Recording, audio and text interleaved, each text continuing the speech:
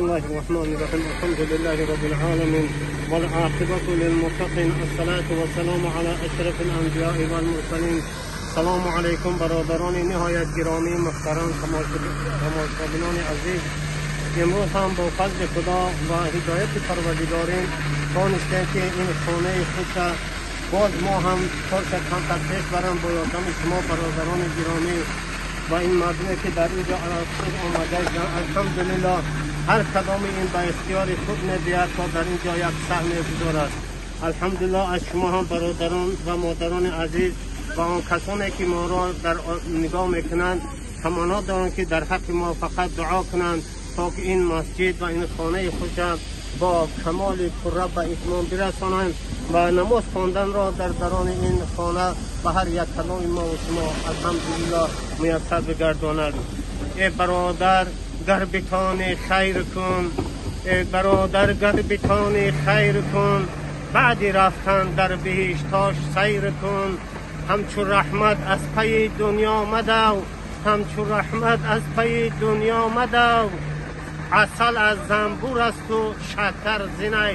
ای برادران هر یک دانه غشتی که در اینجا به یادم شما گذاشته می شود انشاءالله در اون دانه خشت ملائکه نام اطراف نوشت و در روز قیامت در نامه اعمال هر کدامشون انشاءالله ثبت میکند. و از همه شما عاجزانه خواهش داریم که هر که موافق وسع توانایی خود به قدر وسعت خود میتوند در همون قرطه مادر که الحمدلله مادر باوری هست در همون خیرهاشون رای کند. و از همگان خواهش میکنم که در حق ما برادران شهر انگرز ساکنین دعاگو باشین. و آخر دعوانا ان الحمد لله رب العالمین.